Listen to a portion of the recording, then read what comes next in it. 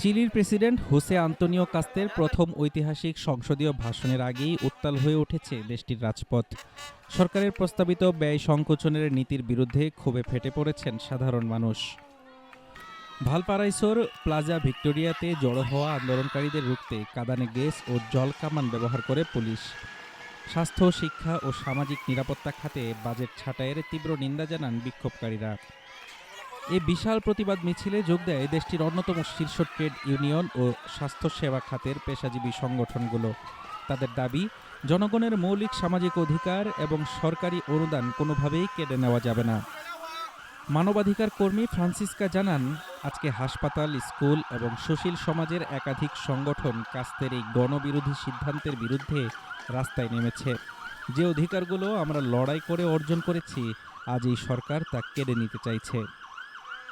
অনেকের অভিযোগ, নির্বাচনী প্রতিশ্রুতির নামে ভোটারদের সাথে প্রতারণা করেছেন প্রেসিডেন্ট কাস্তো। তবে সব সমালোচনা উড়িয়ে দিয়ে নিজের অনড় অবস্থানের কথা জানান প্রেসিডেন্ট কাস্তো। পূর্বসূরি গ্যাব্রিয়েল বোরিক সরকারের উপর দায় চাপিয়ে তিনি বলেন, এক বিশৃঙ্খল অর্থনৈতিক পরিস্থিতি উত্তরাধিকার সূত্রে পেয়েছেন তিনি। অপরাধ দমন, অবৈধ অভিবাসন নিয়ন্ত্রণ আর কর সংস্কারের মাধ্যমে জাতীয় পুনর্গঠনের ডাক দিয়েছেন কাস্তো। তবে সমালোচকদের সংখ্যা, এই কঠোর ব্যয় সংকোচন নীতি চিলির স্বাস্থ্য ও শিক্ষা খাতকে এক গভীর সংকটে ফেলে দেবে। Desk report, Dhaka today.